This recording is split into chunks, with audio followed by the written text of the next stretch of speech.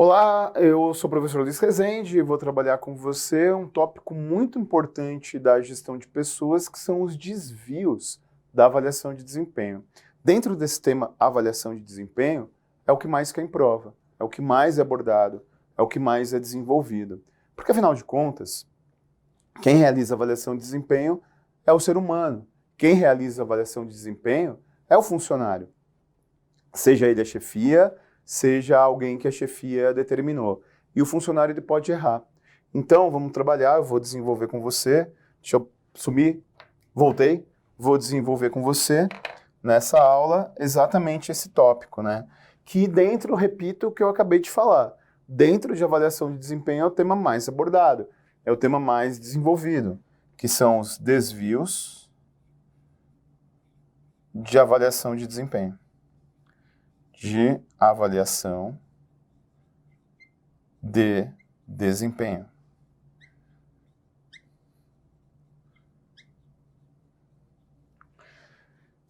A ordem que eu for trabalhar dos desvios de avaliação de desempenho não representam necessariamente os mais importantes ou menos importantes. Eu vou desenvolver, eu vou aprofundar, vou desenrolar com você, e aí eu vou caracterizando cada desvio.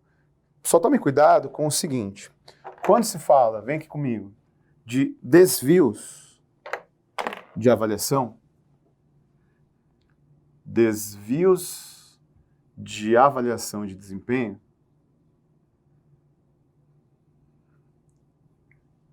alguns desvios são responsabilidade do ser humano, alguns desvios são de responsabilidade do avaliador. Desempenho, nós percebemos isso. Então, alguns desvios, eles são de origem humana, de origem pessoal.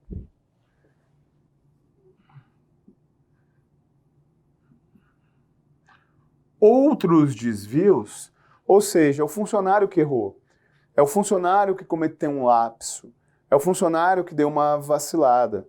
Agora, outros desvios são de responsabilidade da organização. A organização que planejou errado, a organização que pensou errado como aplicar a ferramenta. Então, alguns são de origem funcional ou de origem coletiva. Ô, Rezendão, peraí. Então, eu tomei posse, iniciei exercício, eu sou servidor público. Aí eu sou servidor público, iniciei exercício, comecei a trabalhar, aí eu sou obrigado a saber, eu sou obrigado a conhecer exatamente o tipo de avaliação para eu questionar a minha chefia. Eu sou obrigado a saber tudo que você vai explicar tecnicamente para contextualizar lá no serviço público qual é o tipo de desvio. Não, não é assim que funciona. Eu já questionei. Deixa eu te contar uma história rápida que você vai entender aqui, e a história serve para a gente memorizar na hora da prova, né? Eu, durante muito tempo no serviço público, eu fui dirigente sindical. Então eu ficava negociando plano de carreira, negociando salário, fomentando greve por salário, e então tudo bem, né? Mas eu desenvolvi a minha função corretamente. Eu desenvolvi a minha função de forma justa, correta e honesta. Aí, o que aconteceu? O que aconteceu foi que, em determinado momento, a minha chefia imediata fez uma avaliação de desempenho negativa do meu trabalho, não baseada na minha atividade profissional, não baseada no meu trabalho, e sim baseada numa certa perseguição por conta da minha atividade sindical. Aí eu fui questionar, eu fui recorrer à minha chefia imediata, porque eu já expliquei para você, em tópicos anteriores, que quem faz avaliação de desempenho funcional é a chefia imediata, a chefia que tem relação direta de trabalho comigo. Porém, o fato é que quando eu vou questionar, eu questiono em cima da minha chefia imediata. E a minha chefia imediata era o secretário municipal de educação. E esse secretário municipal de educação era um cara que tinha muito conflito comigo, muito embate comigo. Mas ele foi honesto. Ele soube separar a minha atividade sindical e minha atividade funcional e fez uma reavaliação positiva do meu trabalho. Deu para entender? Então, vamos para os desvios. E o primeiro desvio é o efeito halo. Efeito halo. E qual é a característica do efeito halo?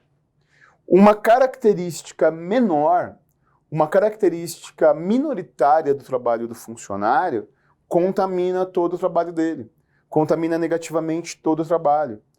Por exemplo, vamos supor que o funcionário é avaliado sobre 5 critérios: pontualidade, assiduidade, adequação ao serviço, respeito hierárquico e trabalho em equipe. E esse funcionário, ele tem respeito hierárquico. Ele trabalha bem, ele desenvolve uma boa função, ele é pontual, ele gosta da equipe, só que ele não é muito assíduo, ele falta muito. Então, nesse critério da assiduidade, ele deve ter uma avaliação negativa, óbvio, né? Não é para passar pano para o funcionário, mas isso não pode contaminar todo o resto. Então, no mínimo, ele perde 20 pontos. Se ele tiver uma avaliação globalmente negativa, aconteceu um efeito halo. A parte minoritária contaminou o todo. A parte minoritária prejudicou o todo. Deu para entender? É exatamente assim. Agora, essa contaminação, ela pode ser positiva ou negativa. Quando é negativa, um aspecto minoritário negativo do meu trabalho contamina tudo. Por exemplo, o Rezende não faz... Cadê R? O Rezende não faz perninha no R. Então, tudo é ruim. Deu para entender? O Rezende utiliza caneta azul. E eu não gosto de azul. Então, tudo é ruim. Isso é efeito halo negativo. Isso é efeito halo oneroso. É quando a parte influencia o todo negativamente. Agora, pode ser positivo. Por exemplo, eu não sou um bom funcionário. Eu não desenvolvo bem minha atividade. Mas tem uma característica, e apenas uma característica do meu trabalho que eu desenvolvo plenamente. Tem uma característica que eu desenvolvo a contento. Nesse caso, é o efeito halo inverso. Então, qual é a frase para, na hora da prova, você se lembrar do efeito halo? A parte minoritária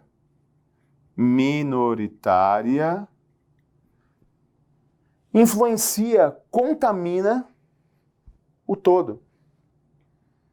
Contamina o todo. Você já trabalhou com pessoas que são bons funcionários, mas tem uma característica desse funcionário, tem uma característica dessa pessoa que é muito ruim, que você não aguenta, que você não suporta, que ninguém suporta. E aquela característica negativa acaba poluindo tudo, acaba contaminando toda a sua avaliação. Se isso acontece, é o efeito halo. Eu trabalhei durante algum tempo na minha vida como professor, eu trabalhei como professor de cursinho pré-vestibular. Isso lá no começo, lá quando eu tinha paciência para trabalhar com adolescente. Professor de cursinho pré-vestibular. Rezendão trabalhando com adolescente. E tinha isso no começo dos anos 2000. Isso em 2002, 2003. Eu trabalhei num grande curso do Brasil, um dos maiores cursos do Brasil pré-vestibular. Você imagina eu dando aula para 200 adolescentes, enfim. E tinha um professor de biologia que ele era bastante conhecido. Era um cara que era bastante respeitado. Só que ele fazia umas brincadeiras meio machistas. Só que ele fazia umas brincadeiras meio homofóbicas. Sei lá, tipo Trapalhões dos anos 80, sabe? E aquela característica dele, de fazer esse tipo de brincadeira, fazia com que algumas pessoas não conseguissem ver nada positivo nele. E ele era um cara que dava o que ia cair na prova. Pô, biologia, pelo amor de Deus, né?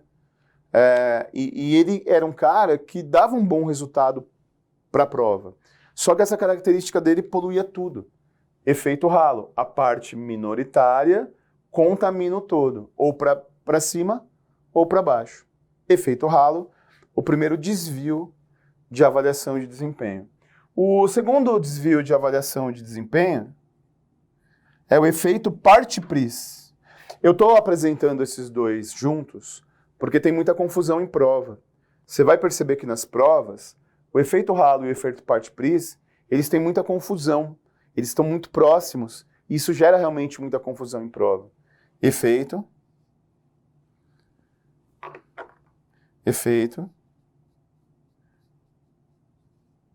parte-pris.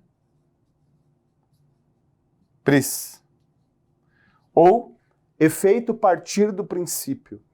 O efeito parte-pris ele pode ser de dois tipos. Ele pode ser um efeito parte-pris a priori ou um efeito parte-pris a posteriori. É o chamado pré-conceito ou pós-conceito.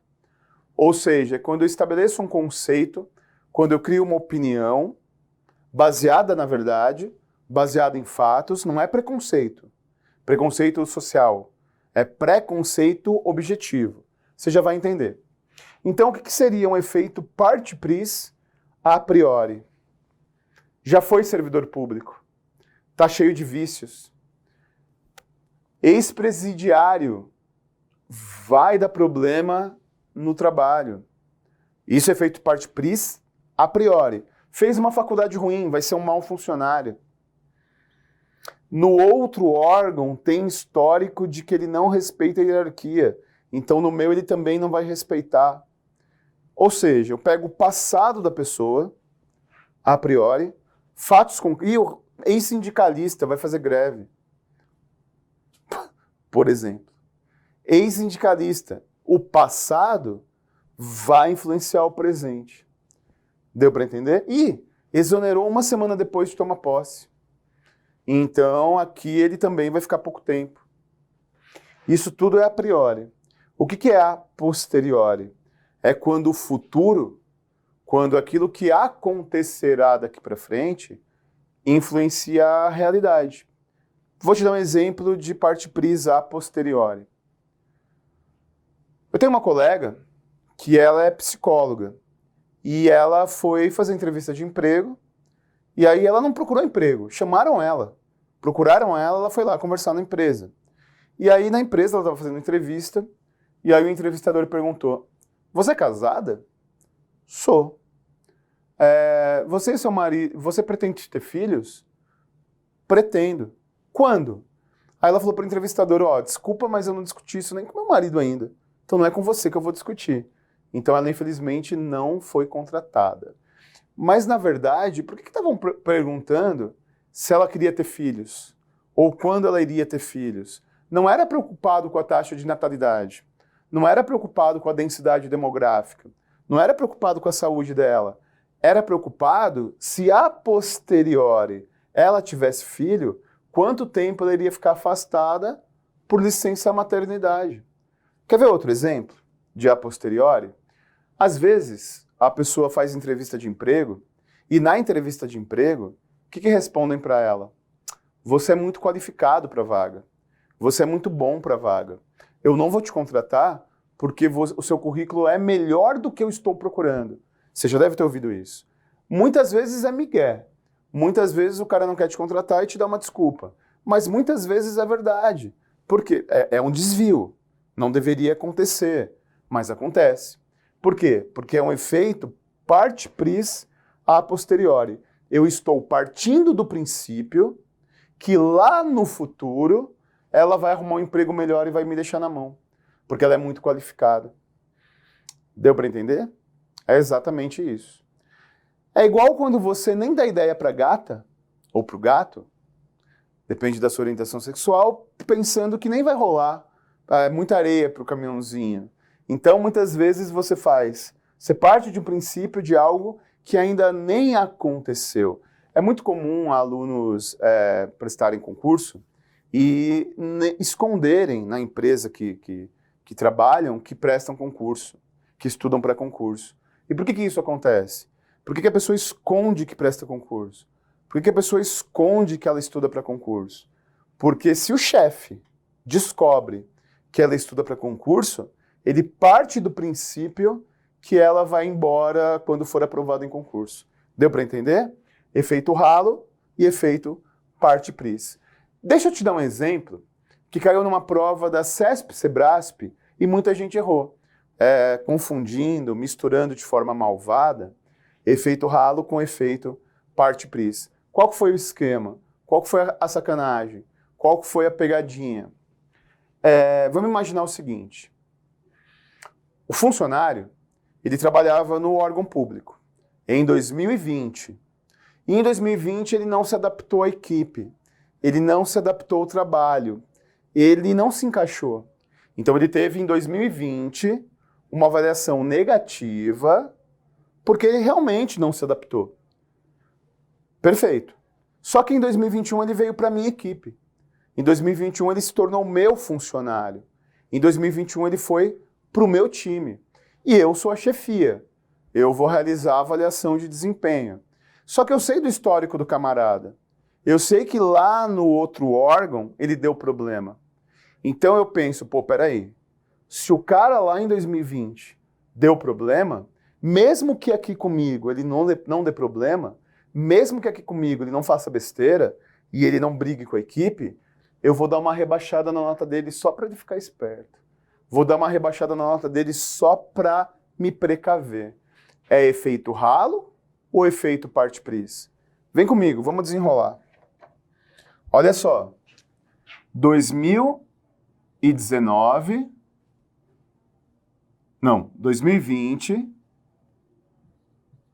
2021 e 2022. Tudo que é no passado é parte-pris a priori. Eu pego o que aconteceu no passado para analisar o presente. Tudo que é no futuro é parte-pris a posteriori. Ele vai fazer isso. Ele vai arrumar outro trabalho. Ele vai me deixar na mão. E tudo o que acontece no ano analisado é efeito ralo. Então, qual foi a historinha que eu contei para você? O cara, em 2020, não se adaptou à equipe. E aí, em 2021, baseado no que aconteceu antes, eu dou uma avaliação negativa. É parte-pris a priori. Porque o efeito ralo, ele sempre parte do concreto, do ano analítico, do momento que eu analisei. Deu para entender? Então tome cuidado com isso. Terceiro desvio. O terceiro desvio, ele acontece muito. O terceiro desvio que é abordado em prova é o efeito moral. Efeito moral. O que é o efeito moral? Você já deve ter sofrido isso. É o preconceito.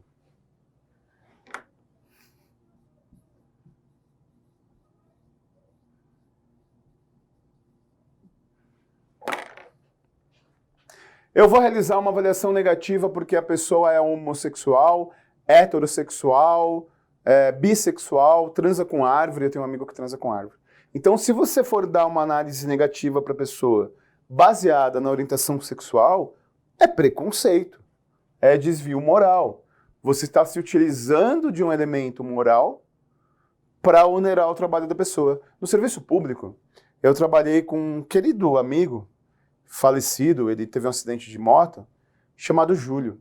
E o Júlio, ele tinha uma orientação sexual diferente da minha, ele era homossexual, eu sou heterossexual, só para você entender a história. E era um cara super querido, era um cara que manjava muito de plano pedagógico, né? Ele me ensinou muito, tudo que eu sei de montagem de plano pedagógico é graças a ele. E o Júlio, ele era um cara que ele tinha competência para ser chefe de gabinete de secretário de educação. Só que ele ficava lá na escola dele. Ele ficava lá como secretário de escola sem demérito nenhum. Ele cuidava de uma escola e ele tinha capacidade para cuidar de toda a rede. Para ter o cargo que eu tive. Só que ele sofria preconceito, porque ele se embandeirava dessa questão da orientação sexual. E por conta disso, e pelo preconceito que ele tinha, ele nunca teve o espaço que ele merecia. É igual a mulher. O salário da mulher é menor. A mulher tem menos oportunidade do que o homem nas empresas. Então, o sexismo, o preconceito contra o gênero, também é o desvio moral. E aí, né, orientação religiosa, o cara é macumbeiro, o cara é do candomblé, o cara é católico, o cara é do voodoo. Eu não vou dar o cargo pro cara porque o cara é do voodoo. Qual o problema do cara ser do voodoo? Qual o problema do cara ser do candomblé? O Estado é laico. Então, toda vez que eu utilizo a questão religiosa, de aparência física, para onerar alguém, é efeito moral. Questão racial. O cara é negro, o cara é japonês, o cara é pardo, o cara é boliviano, o cara é nordestino. Eu já tive aluno que me contou que não teve a oportunidade que ele merecia ter, não teve a promoção, porque ele era nordestino. Então, todos os preconceitos, quando eles são utilizados para me prejudicar, é o efeito moral. Eu tive uma aluna que comentou, a aluna é deficiente visual, né? E no Alfa, quando tinha a turma presencial em São Paulo, e ela comentou que ela era deficiente visual e trabalhava num banco privado, e ela manjava muito de um crédito lá, crédito rural. Só que aí mudou a gerente. E a gerente tinha preconceito contra deficientes, em geral, e deficiente visual. Ela achava que a pessoa não tinha mérito, que a pessoa entrou lá só por conta da deficiência. E aí, a nova gerente, começou a tirar trabalho dela, começou a não dar mais funções para ela. E ela começou a ficar sem função, e aí ela foi dispensada. Então, por exemplo, eu não sofro os maiores preconceitos da sociedade. Eu não sou negro, eu não sou homossexual, eu não sou mulher. Mas eu já sofri outros níveis de preconceito, por exemplo, por ser tatuado. Uma vez, eu estava dando aula no presencial do Alfa, e aí terminou a aula, os alunos ficaram tirando dúvida, uma aluna ficou de canto, e aí ela falou, professor, tem uma questão particular. Quando o aluno fala assim, é alguma coisa que ele não quer expor, é alguma coisa que ele não quer verbalizar. Por exemplo, alguma questão de nome sujo, respondendo processo. E ela chegou para mim e disse, Rezende, o meu filho ele tem bolsa, ele estuda no Mackenzie, ele é o primeiro da família a fazer faculdade, estou orgulhosa. E eu pensando, né? O que eu tenho a ver com isto? Aí continua a história, né? Mas eu estou desconfiada que ele está andando com más companhias. Está com o dedo meio amarelado, está chegando em casa meio com muita fome, e eu estou achando que ele está fumando uma marola. E aí eu pensando, o que eu tenho a ver com isso? Foi aí que ela soltou a pérola. Não, professor, então você com essas tatuagens aí, você não manja, você não pode me orientar? Pô, pelo amor de Deus, né? Tatuado fuma uma marola é um preconceito que a sociedade tem. Então todo preconceito é o efeito moral. Esses desvios, efeito ralo, efeito parte-pris e efeito moral, são desvios do avaliador, são desvios individuais. Agora existem desvios que são da organização. Então vamos para o último desvio pessoal, para o último desvio do avaliador, que é o efeito da primeira impressão.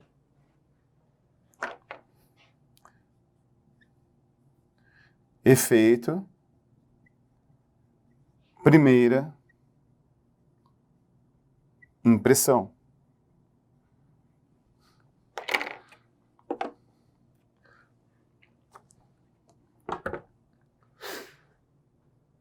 Qual é uma das maiores mentiras que existem? A primeira impressão é a que fica. A primeira impressão ela pode até ficar por um tempo, mas depois, ou ela é confirmada, ou ela é negada. É assim a vida. A primeira impressão fica, não sei. A primeira impressão fica, depende. A primeira impressão ela tem muito a ver com a situação. Por exemplo, eu tive uma primeira impressão muito ruim de um colega que trabalhou comigo no serviço público. O cara chegou meio chegando, chegou meio abatalhoado, e aí eu tive uma impressão que o cara não era legal.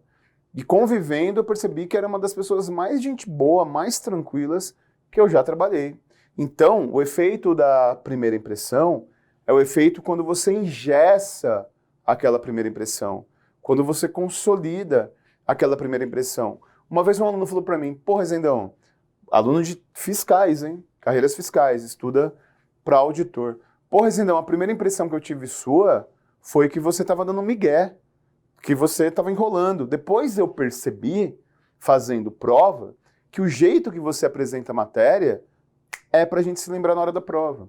Então, o efeito da primeira impressão é o efeito quando você não evolui a impressão, quando você não desenvolve a impressão.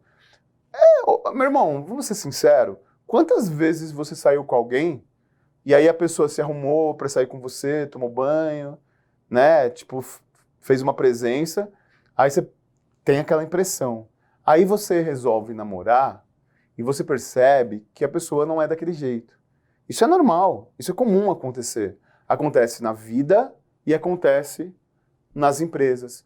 Acontece na vida e acontece no serviço público, efeito primeira impressão. Esses 4 primeiros desvios são desvios do avaliador, são desvios individuais. Agora existem os desvios da organização. Existem desvios que a culpa não é de quem avalia, a culpa é coletiva. Então, o 5º desvio, dos principais, é o efeito ponto cego. Efeito ponto cego. Ponto cego. O efeito ponto cego, ele acontece quando as perguntas da avaliação não levam em consideração o que eu faço. Quando as perguntas da avaliação não levam em consideração a minha atividade profissional. Por exemplo, vamos supor que o Alphacom faça uma avaliação de desempenho de todos os funcionários, de todo mundo. E as perguntas são: atende bem o telefone? Explica bem sobre o contrato? Dá orientações corretas comerciais? Se as perguntas fossem essas, eu já sabia que eu ia rodar. Por quê? Porque eu não faço nada disso. Eu não atendo o telefone, eu não explico sobre o contrato e eu não faço atendimento comercial. Então, o efeito ponto cego, ele acontece quando as perguntas da avaliação não analisam a minha atividade. E isso acontece não por maldade. Isso acontece geralmente quando o cargo é novo na organização e a organização nem está acostumada com aquele cargo. A organização nem está habituada com aquele cargo. É um cargo novo, né? O serviço público ele pode criar cargos, ele pode criar funções. Então o efeito ponto cego é quando existe uma parede, ou pela empresa não está habituada à minha função, ou pela empresa não está habituada ao meu cargo, e simplesmente não rolar, simplesmente não acontecer, simplesmente não avaliarem aquilo que eu faço. E o 6º, tome muito cuidado, porque é o viés de seleção. O que é o viés de seleção? É quando eles exigem que eu tenha um conhecimento que não foi exigido no momento do concurso. Exigem que eu tenha um conhecimento que ninguém perguntou se eu tinha no momento da minha contratação. Por exemplo, um aluno, ele comentou comigo que ele é pós-graduado em marketing esportivo. E aí ele foi trabalhar num clube, e aí na entrevista de emprego, em nenhum momento perguntaram se ele tinha domínio da língua japonesa. Perguntaram outras coisas. E aí, beleza, então ele foi contratado. Não era uma competência que ele precisava ter para trabalhar naquela empresa. E 2 meses depois, começaram a exigir para ele conhecimento básico em japonês para negociar com clientes. E aí ele não tinha essa competência, porque na seleção que foi feita, aconteceu um viés. E aí você é prejudicado por algo que não perguntaram se você tinha. Por exemplo, para você prestar o concurso para o MPU, Ministério Público da União, não é necessário que você manje de legislação aduaneira.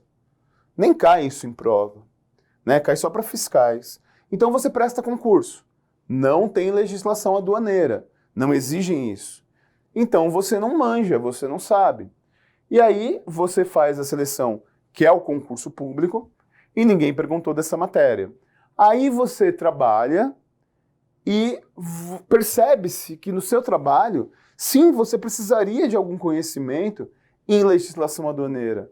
Aí te oneram, aí te prejudicam. O problema não é você, o problema não é nem o seu patrão, o problema é que teve um erro na seleção. Perfeito? Então, ó, efeito ralo, efeito parte-pris, efeito moral e efeito primeira impressão. Erros do avaliador. Efeito ponto cego e efeito viés de seleção. Erros organizacionais. Perfeito?